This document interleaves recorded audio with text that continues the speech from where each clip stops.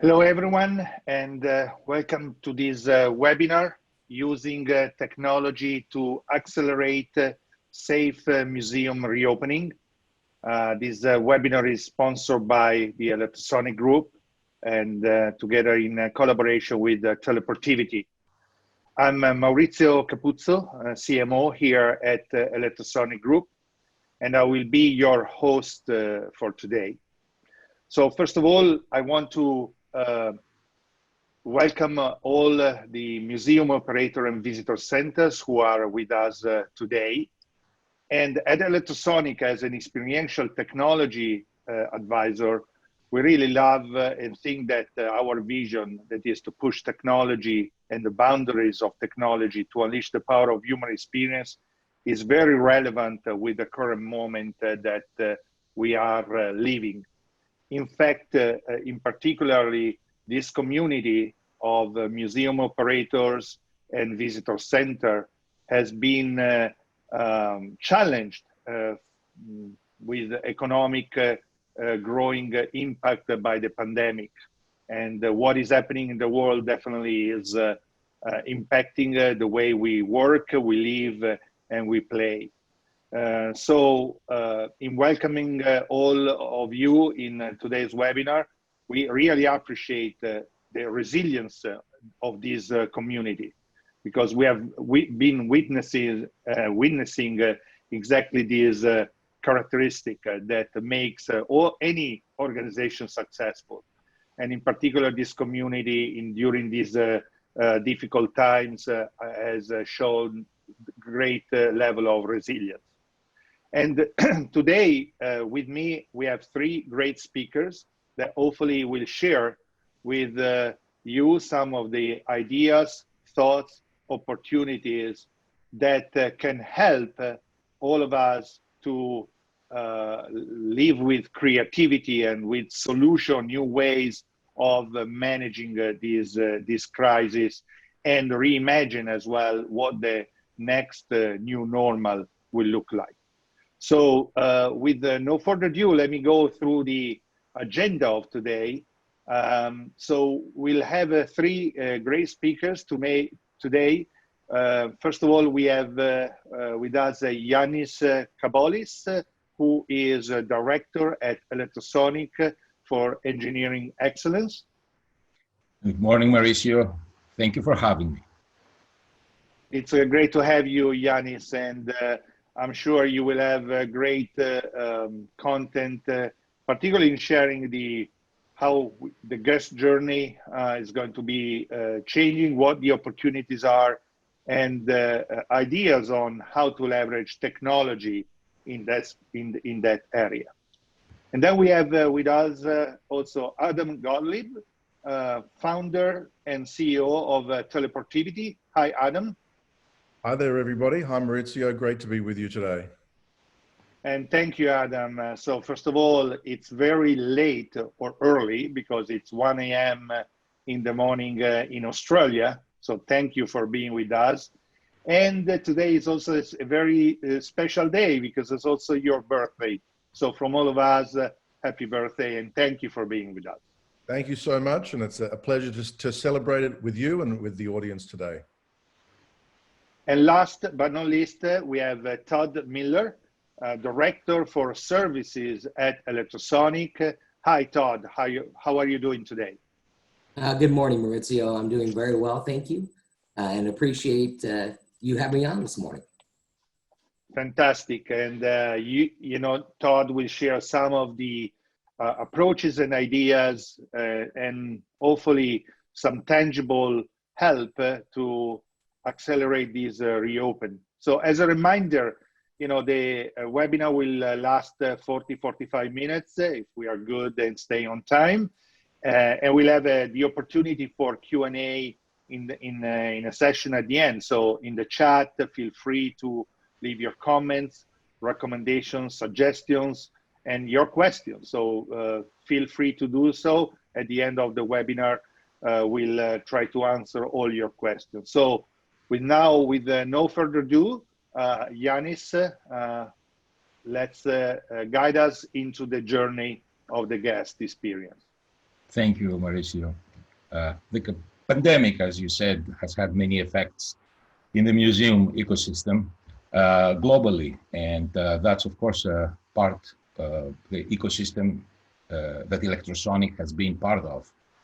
It is logical for us to inform you with some ideas and technology solutions that focus both in the museum's personnel and of course the visitor. So when we look at the visitor journey, we define it in three stages: the discovery, the engage, and the retain stage. So individuals, friends, families during the discovery stage are going to be planning their next visit in a more detail than they used to. And we think that this is going to be more of a staycation type of visit instead of them getting on a plane to come and see the museum, at least for the months to come. So visitors will access via web, blogs, and social media all information that will help them plan their visit. So providing up-to-date dynamic information around health procedures and what to expect builds trust and puts their minds at ease. Now, in the engaged state, the visitor will expect a no-touch experience, which will include their ticketing and registration, the information desk, how to get access to event galleries, if there is such in the institution, interacting with the exhibits, experience the facility grounds, the gift shop, the cafe, even how they're going to enter and pay for their parking. So we feel that if we can do all this well during the engaged states, then we have a good chance to execute well the retain stage, which is essential connection between the individuals and the greater community. Electrosonic for decades has been a trusted partner to integrate and elevate exhibit-centric digital interactions. However, in conjunction with our trusted strategic partners, we have built, we believe, solutions that can actually take care of and address other challenges by providing assisted interactions for the visitors. So let's look at the guest journey a little closer. There are technologies that have been around for a while and can be introduced from the visitor discovery stage. QR codes are not a new item, and Adam will get into it in a lot more detail. But they can be utilized in a website and enable auxiliary functions that can enhance the visitor's experience. So if we provide on a website a downloadable smart app, then visitors can actually link and speak to real people that can assist them in different languages in their planning stages, how they're going to schedule their visit, how they're going to reserve maybe tickets for a gallery event that could be happening, get suggestions on other businesses which are museum partners, so they can do other activities on the way to the museum or back, get access to previews or a storytelling exhibit visit with media, which can be played in conjunction with VR headsets and their smartphone. And then see an intro video where they can get an idea of what to expect during their visit in the museum grounds. Of course, weather alerts relevant to the time that they're going to be there, the ability for them to share that they're going to be visiting there and share that and invite others, along, of course, with the most important part, which is to enter that visitation time with a reminder on their calendar. We feel it's very important.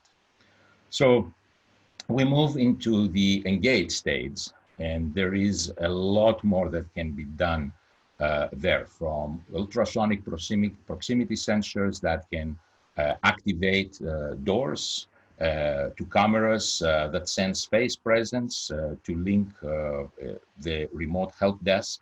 Again, Adam will explain more about that during his session.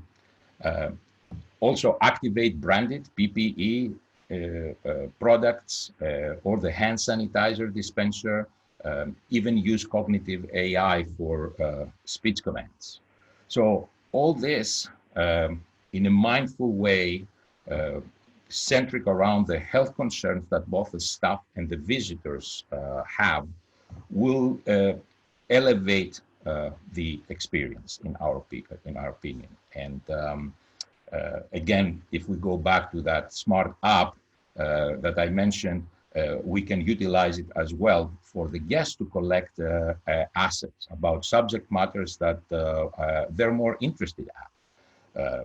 Possibly get event reminders, utilize their headphones where they can have, they can listen to content relevant to the specific gallery they're in. And again, of course, in multiple languages. But the most important part is to be able to identify where they're at and give them a dynamic wayfinding page, because there is the suggestion that the facility should have a one-way path through the galleries. And it would be important for them to get that information as part of the wayfinding, so they can go to use the restrooms, for example, or perhaps the app can give you real-time cues as to the occupancy state of the restrooms. So thinking of revenue streams and hospitality, the gift shop purchases and pickup, and of course the visit to the museum cafe, and perhaps areas in the institution grounds where they can gather and spend some time so they can have a snack before they continue their exploration, can too be extremely valuable to the visitors. Now, things can get more interesting if we were to combine computer vision and AI technology with any existing or future planned for installation CCTV or surveillance security and access systems. Many of you might have not thought of Electrosonic when it comes to surveillance, security, and access, but we do offer design and consulting services on this segment. And we like to call it curatorial data, because what you do does not necessarily always give you information just about the exhibits as we envision it. Computer vision will allow you to go beyond the typical security demands and benefit both the museum staff and the visitor, because we can get throughput analytics where flow, direction, proximity, for social distancing details and real-time alarms. We can positive ID and access as part of the access control for the authorized personnel. And we can get information on behavioral KPIs, which can include heat maps for us to rethink the visitor flow, for example. Let's say you have a number of people that have visited the restrooms. Is it time for custodial to go and perform their cleaning? Or the amount of time that has been spent in specific exhibits. In case also where unfortunately people have been in proximity with someone who might have reported they were contagious at a specific day, this will provide us with means for the institution to go back and send detailed contact tracing alerts to the visitors or staff. Finally, the visitors using the app can provide dynamic feedback about what they enjoyed, and also quantitative way to QC, quality control the state of an exhibit gallery while logging in their demographic data for those, of course, that were nice enough to provide us with comments. So again, the smart app during the retain states can be fully customized by both the institution and also the end user. The museum could probably offer members loyalty perks, rewards, which could include virtual events built around educational programs and fundraising, which we all know it has been extremely hard or close to impossible to do. Access to exhibit opening functions, which can again gain important information, although again, that can be both virtual, right? So in fact, if we examine the remote visitation aspect, enabling VR, which I mentioned earlier, or even augmented reality on personalized devices, and why not extended reality, the remote visitor can have a far more realistic sense of scale and perhaps virtually touch, although we know that that cannot happen in reality, and artifact. IoT and edge computing soon could provide for a level of gamification to visitors, to educators, to museum curators, to virtually gather and talk, demonstrate and interact with all that they are passionate for. Technology, in my opinion, can truly assist with institution success, where a phased opening timeline is paired with restrictions in capacity, density, and access, all governed by public health mandates whose metrics will continue to change. Thank you, Yiannis, and think that there will be more questions about some of the topics that you shared today in this guest journey that can be reimagined, given, excuse me, the new normality we are living in. And, you know, I think also, I don't want to spoil a surprise at the end. We will ask you for a call to action on the video, but we have useful resources because, of course, this webinar and the content has been thought out, also taking into consideration the American Association Museum guidelines for reopening, which is a great partners.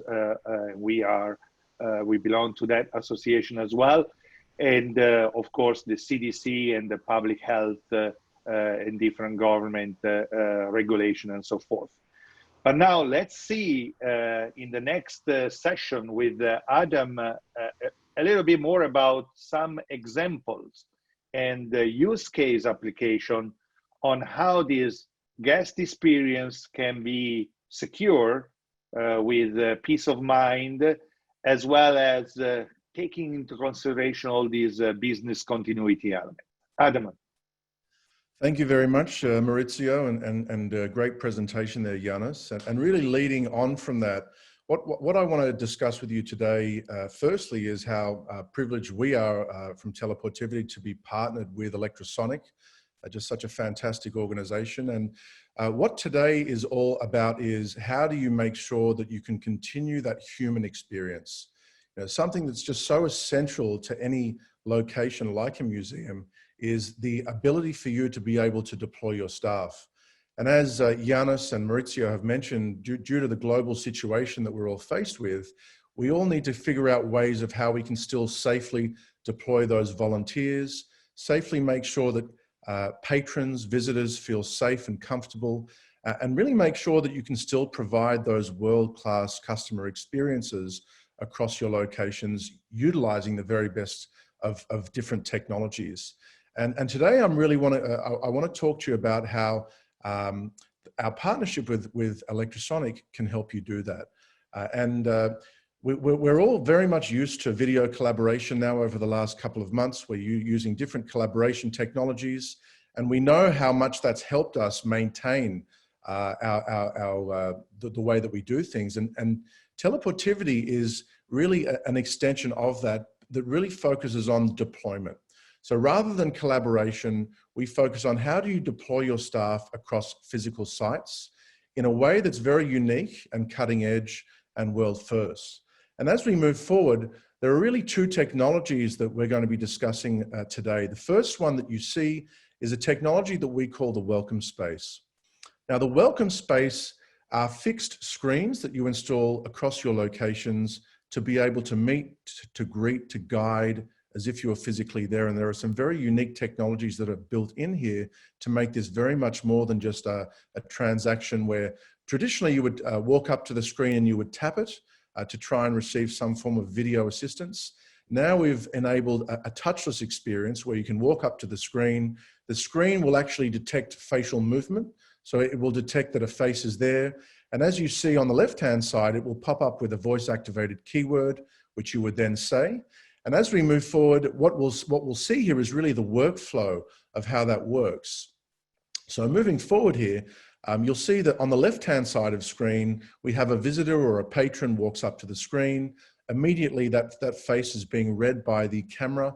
And that will then prompt the visitor to be able to say a specific voice-activated keyword. And then the visitor can select from a number of different departments, depending on the type of inquiry. It could be concierge, it could be translation services, it could be a whole variety of different teams that you have either in your back office. They could be working globally from home. There's a whole range of ways that you can have your staff deploying across your museums or across your locations in a very seamless way. And something to really think about as we move forward is how do we keep staff safe as well? Because we all know that the volunteers have requirements of making sure they feel comfortable. And in this slide here, we also have something that's very unique, because a key challenge when you're using this type of technology is how do you know that people are there when they arrive? And we've created something called facial detection activation. And what that means is when a patron or a visitor, as you see on the left-hand side, walks up to the screen, even if they don't initiate the transaction, the team behind the screen will receive a notification letting them know somebody is at that specific location. And what they can actually do is they can jump straight into that location as if they were there and just ask them as if they were behind that desk or they were at that specific area. Hello there, is there anything I can help you with? I can see that you're around. Please let me know. We're all around the facility. We're here to assist you.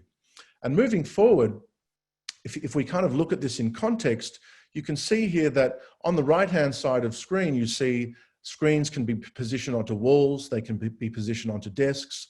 There's a whole range of ways that you can deploy the technology to be able to proactively or reactively deploy your staff. And very importantly, when it comes to staff all across your locations, keep them safe. Because something that is just so important for any opening of any door when it comes to your location opening for business is how do we make sure that we have business continuity? How do we make sure that we keep our staff at a distance, and not just at a distance, but at a really safe way of ensuring that no matter what, they're going to be able to continue their job function. And you can see here that you can have screens positioned all across your location. You have one at the front and one at the back. And as we move forward, we'll show you why our technology is so unique, because we've created and patented something very special, which is part of our human deployment technology. It's something that we call jump screen technology. And as you'll see on the bottom left-hand side here, imagine a visitor walks into the location, you meet them and you advise them some instructions. You can actually jump into the museum with them to the next access point as they're walking through the museum. So you can see here that that particular operator has jumped to the next location, and that operator can actually keep jumping all across the museum wherever there are screens positioned. So you can proactively deploy your staff all across the single site, multiple sites. It could be multiple cities or even multiple countries, depending on how you manage your locations. And as you see here, as we move forward, if I'm talking to you on a screen, I can also jump straight through to your smartphone device without any app needing to be installed whatsoever, because what the operator can do is they can click on a button which generates a QR code and a web link. And now with any modern smartphone, you just get your camera, you place it over the code, you don't need any app at all. And as soon as you do that, a little web link will appear at the top of the screen. You click on that little web link and the operator will jump straight into your phone in a video transaction just simply using a web browser. And that patron or that visitor or that staff member, whoever needs to take the operator with them to show them around, or perhaps even to show them an issue from a support perspective, you have that full flexibility of being able to deploy your teams. And hopefully you can see here as we move forward into the next technology that I'm about to explain, teleportivity and electrosonic are really allowing you to take that business continuity and feel really comfortable and confident that you're going to be able to provide the very best human experience. And that's where we head into something slightly different that extends the technology into the QR that Yiannis was referring to before. How do we utilize QR codes, NFC, which stands for near field communication, which is just a simple tap of your mobile device, any modern smartphone, or even just a web link that you can SMS message, or you can have in an email, or you can present in any way you wish, to be able to create. Imagine having an app for every space. So as I walk into the location, I can scan or tap, and I have an app-like experience for my welcome experience. And as I move into the museum, I tap or I scan, and I have my app-like experience for a specific area of the exhibition. How do we have a whole range of informational experiences that really culminate into not just self-help and self-education, but also just simple wayfinding, a whole range of other experiences that can extend into communication as well, whether it be live text, video, or voice. And as we move forward, we'll really see how that works. So just going back to the front of house experience, having the ability to have access points like you see here, where all you need is just a simple QR code. Now, we haven't invented QR codes. The QR code itself, or that access point, is really your gateway into the teleportivity portal. And the teleportivity portal for the user is completely appless. And as you can see here, can really allow the user to access the right information at the right place at the right time. And that's extremely important, because what I'm sure a lot of the feedback that we've had, and we'd be interested to talk to you about your own feedback when it comes to just a single app for your location, it can be a bit of a clunky experience when I just have one app for the whole experience. This is really about trying to create access points across your locations so that I can have an app-like experience based on where I am.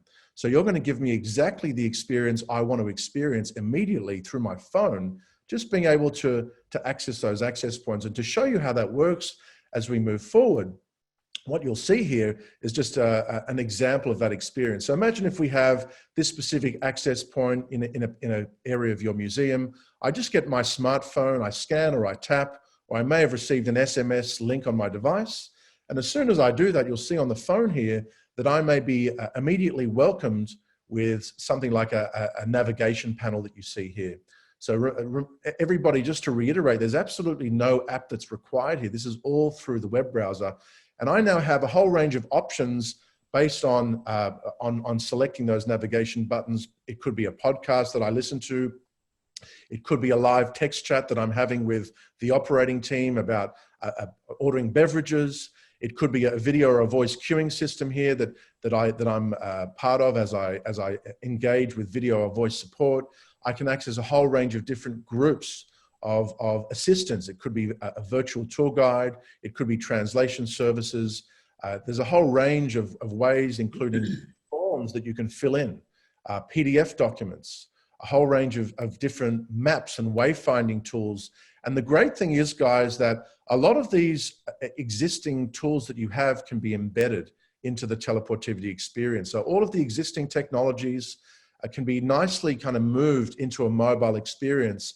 And as we all know, there's nothing more comfortable for a user than just touching their own device in these times. We don't really want to touch too many kind of installed screens right now. It's very much about creating an environment of comfort so that when your users enter when your guests, should I say, enter your location, they feel like you've really thought it through. You've really thought about the fact that we are in a situation here, and you're trying to really provide them the very best experience. So when they leave, they feel like, wow, that was just phenomenal. Not only was it a fantastic experience from an educational perspective, but this really was an experience that I will keep coming back to, because I really feel like that particular location has catered for the fact that we are all a bit nervous. That's the reality of the situation. So as we move forward, what we'll see here are just a quick summary of some of the experiences that the mobile user has just in that single access point. So a whole range of nice experiences, and the video transaction, the voice transaction, everything that you would expect in an app-like experience is very much available through an appless experience. And every access point that you install across your location is dynamically changeable. So if you want to hypothetically upload a different timetable at a specific access point, or a different podcast, or you may want to have a survey or a form that you want to activate this week because there's an event on, you can do that with ease. And this technology is designed for anybody to be able to manage, use, deploy. It's very, very simple. The UI behind it, so the user interface, should I say, is very simple. And it's a great way to start thinking about how you remotely manage information and also access to support. So if we move forward, what we'll see here is just an example of a specific area in a museum or in a gallery where I may need a number of different types of assistance. And on the left-hand side here, what you'll see are, this is potentially, if we look at the workflow of how the screens may be positioned, I may meet you at the front area. Now, this could be a virtual tour. It could be a virtual tour. It could even be a guest lecturer from a university in a country who gives you a walkthrough. It could be with one of the volunteers. It could be a beverage service where there's an event on and I want to order some drinks or food. And that user can keep jumping, as you see here as I move forward, can keep jumping from area to make sure that we have that flow of experience that we expect. And I can assure you that even just the experience of the screen technology, this is something so cutting edge and so different and unique. Your guests will just be completely blown away by the fact that your location has such an incredible technology that can cater for their requirements. And you can see that the workflow can really extend to any part of that location, into different rooms. There is really no limitation to where you can position these screens. And on the right-hand side, of course, you'll see the QR experience where you can really deploy QR codes, NFC access points, web links that you can SMS into your existing systems to be able to scale a very, very powerful system whenever you wish. It's just so easy. You can embed it into digital signage. You can print it out on billboards. And setup of the system is seamless. It's a fully cloud-hosted platform with multiple hosted environments all across the globe. And what you see here is just an example of the QR experience. I really invite everybody who has a smartphone to just get their phone camera out and scan the code that you see in front of you, just to show you the power and the simplicity and ease of being able to access what we call that support space access point that your patrons could access. Yeah, Adam, and in fact, you will see if you scan that code, we did just few hours before this webinar, really on the fly, on the go. You will see in there are the PDF with the American Association Museum guideline. We put our headquarter location map in 3D, which is also a service we can offer, as well as some of the video or podcast. And we also took one of the public information of one of the most important museum operator, so that you can see how easy to create that application with, as you mentioned, web links and so forth. So have fun, scan it if you can right now while the slide is on, or take a snapshot of on your screen, and later on you can further play with it and see how it works. So Adam, thank you so much.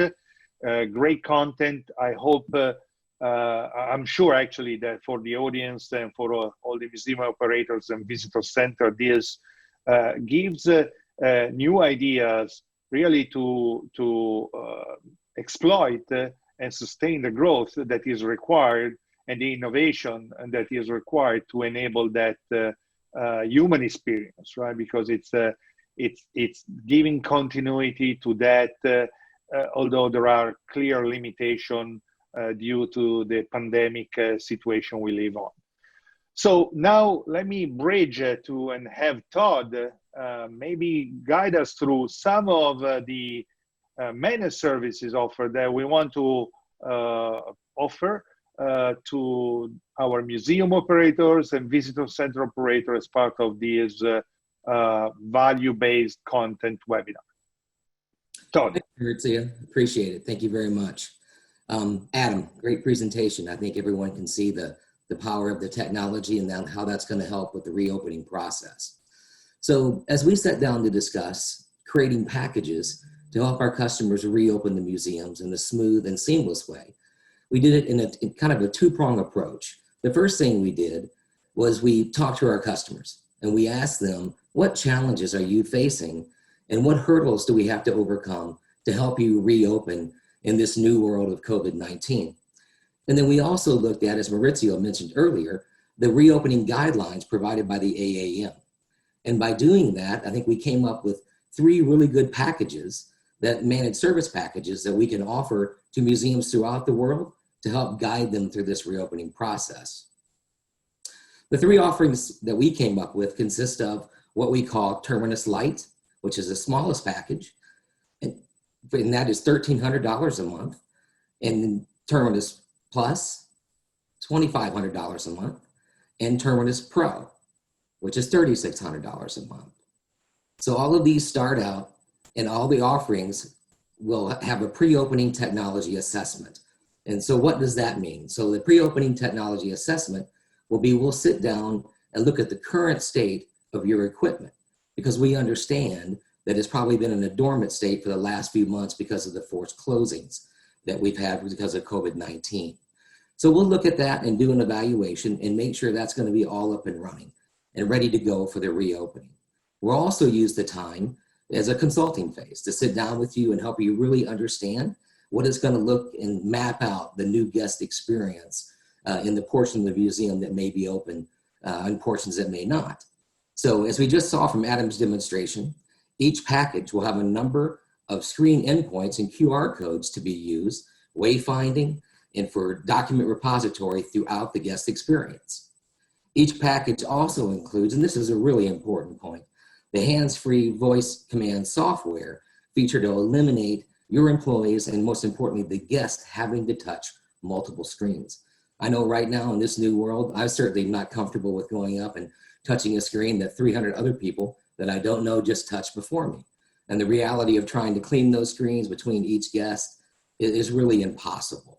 So that is a really key feature with this for the comfort level of your employees and your guests. And we'll also help you determine what size iPads and tablets that you're going to need throughout the experience and where to place those and the QR codes throughout the museum. One important point I want to make is that the hardware portion, so the iPads, the tablets, the stands that they're going to sit on, the cabling, is not included in the monthly fees that we just talked about. That's going to be an additional fee, but we'll sit down with you and we'll evaluate the best thing for you within your budget and make those selections and move forward with it. So as always, Electrosonic service offerings include system training and access to our professional help desk services to assist your team in any way along the way. And also one of the many features that we haven't talked about, that Adam didn't hit on, about the QR code, is they can be used for service as well. So what I mean by that is once we place the QR codes throughout the museum and the facility, your service team can place the documents that are important to that particular exhibit, to that function, to that system in that QR code. So the QR code could have, perhaps it's an operations manual, a product manual, a video tutorial on how that system works. So that'll be at your fingertips for your team to access and look at those things and communicate with your team internally as well. So perhaps you have someone on the other side of the museum that has a different skill set.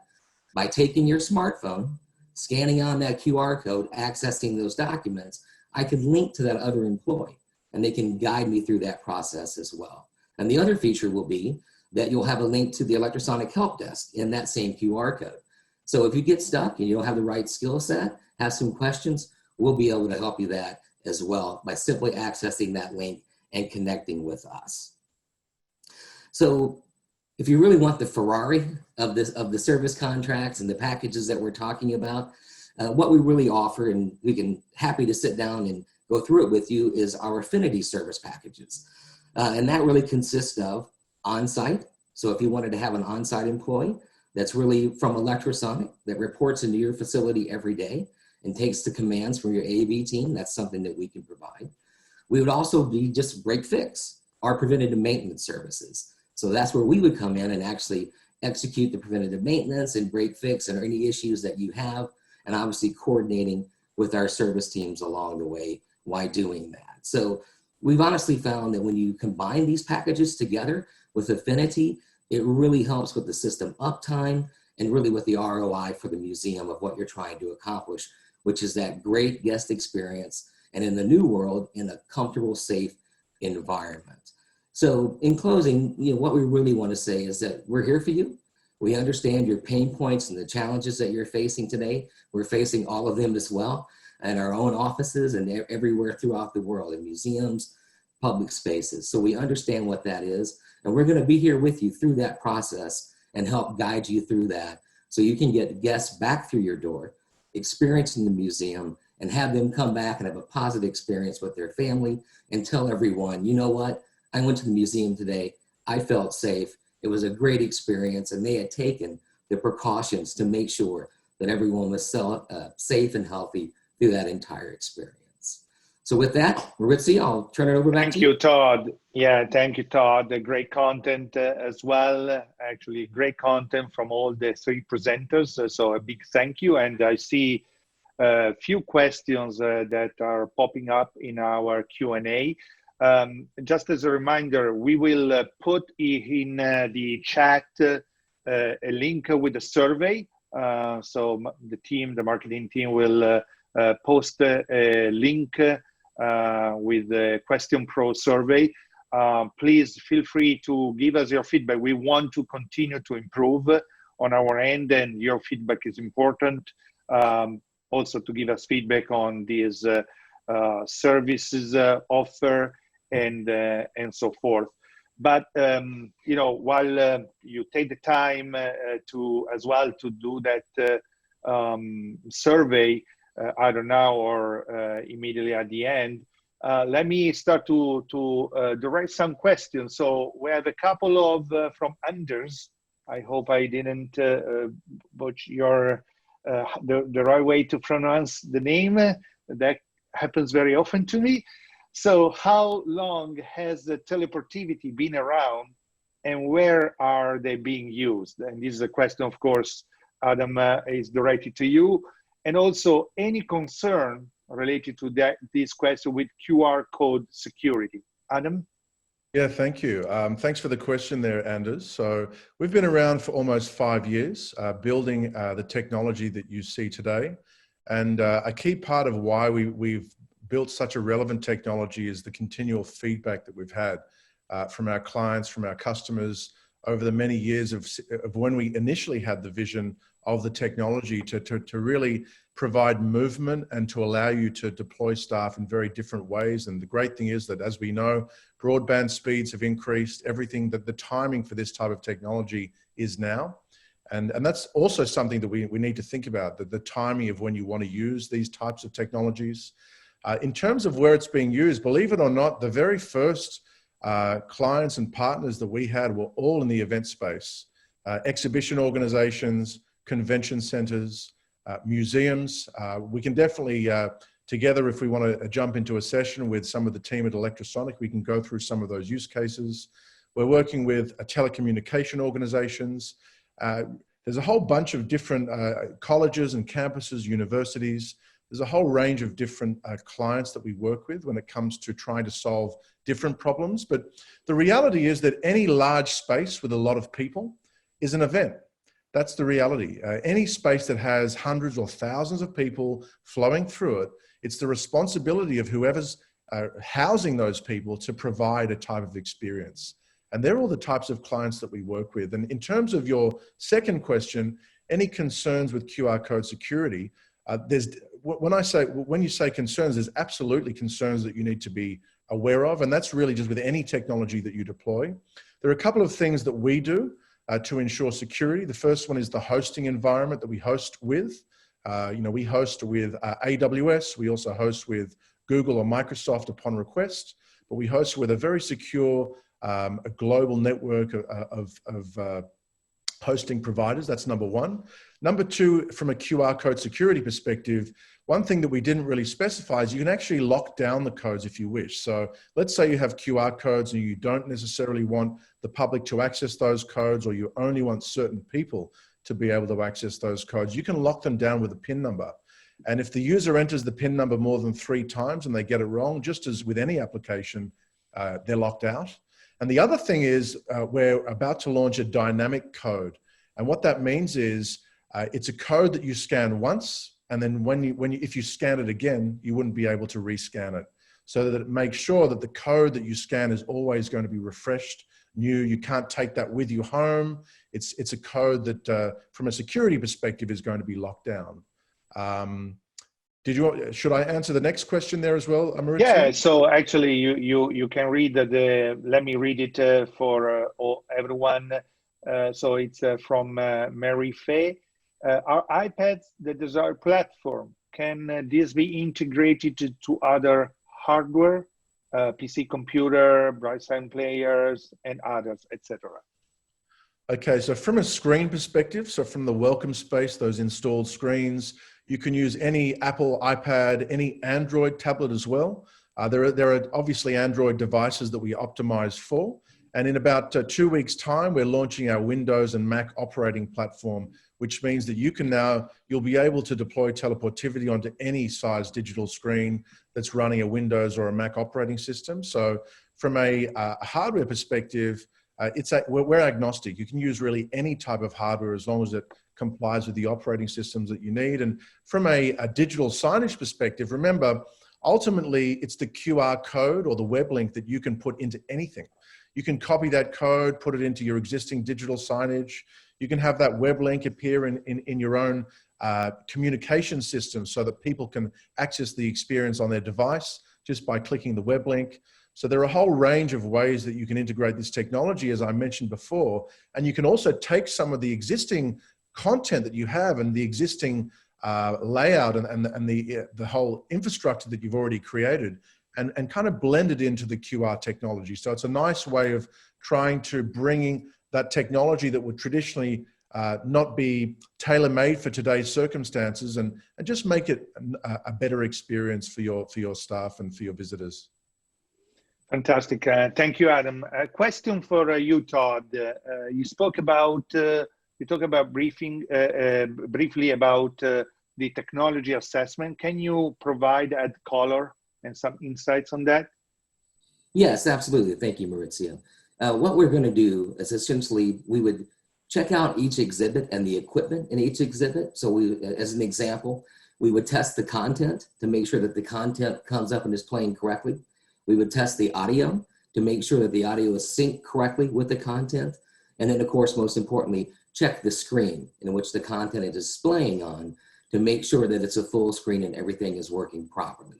So that would all be part of the assessment that we do. And we do that for the existing equipment and obviously for the new equipment that we install as part of the commissioning phase as we go through to make sure everything is up and running properly for the first day reopening. Fantastic. Thank you, Todd. Question for you, Yiannis. I know we are still on time in the framework that we set the expectations for. So I will ask you this question. Regarding, you talk about the, where did it go? About the SSA. And so can you further elaborate on the security and access control technology and what are the possibilities there? Absolutely. Thank you for the question. Existing SSA systems or parts of CCTV systems can allow us to set up a layer of computer vision on top. And when we do that, we can do all sorts of things. For example, we can take real-time measurements between people that go by. So if we have to conform with social distancing dynamically as that changed, it just changed under certain circumstances in UK Tuesday, where we can go, for example, from 2 meters to 1 meter. Similarly, though, we can create geofencing, right? So we know areas where people should or not be. We can use that geofencing to actually trigger events when things occur that we would like to take advantage of. Uh, and we can go into, of course, as I said, contact tracing, because we can look back and tell who was close by and for how long with somebody. So on the health side, which is extremely important, both for employees and visitors, that is an extremely important feature. And that's why we're suggesting it as something that it should be adapted. Fantastic. Thank you, Yiannis. Adam, what are the requirements that do I need to have in order to institute any one of these solutions into my existing system? Can you, I think you answered a little bit already, but can you further clarify that? Yeah, no problem. I mean, the great thing is that our solution is really fully hosted on the cloud. And because of that, it really just relies on a good quality broadband connection at your location. And just simple things like PCs or even mobile devices. So you can have, as an example, maybe a security guard. And a security guard can be roaming around the museum. And if someone was to activate a security video call, they could connect immediately through to that security guard's mobile device. So there's a whole range of ways that you'd access the system, but you don't need anything really special. It's just simple PC, webcam, microphone, and it really can integrate into everything that you probably currently already have. Fantastic. One last reminder before going to the, I think the last question we have. Again, click right now, if it is possible, on the Question Pro link survey, so that it will pop up a new windows into your computer and machine, so that then afterwards you can help us to continue to improve. Maybe as well, one of the open questions that we ask you is, what is a critical business need that you have right now? If you need any of help and support, we really, as I mentioned at the beginning, we believe that this community of museum operators, visitors, etc., has been hardly hit by this shutdown and lockdown. So we really care about this community, and we are willing to work with you and help in that capacity. So as a reminder, click on the survey so that even when the webinar will be ended, you have the ability to give us feedback, rate the content, and so forth. Last question is to you, Todd. When it comes to these packages, how scalable are these Terminus packages? Can you start at the lower package and upgrade to the larger one? How does it work? Yes, absolutely. We understand that museums are probably going to open in phases. So a small portion might be 25% to begin with to open, and then graduating to 50%. So all of the packages are scalable. Once we do the original install, it's quite simple to come in and add additional screens or QR codes or whatever it is you may need. So packages are completely scalable and easy to do once we do the initial installation. So that's not a problem at all. Fantastic. And I think, let me check if there is any other question. No, I think these are all the questions. And, thank you, gentlemen and the team. We are in the 1 hour framework for which we created the expectation for this webinar. Thank you, all of you, museum operator, content provider, agencies, and visitor center to be with us today. We hope really that the content that we put together today was of useful to you. And this really concludes our program for today. So again, Yiannis, Todd, Adam, I know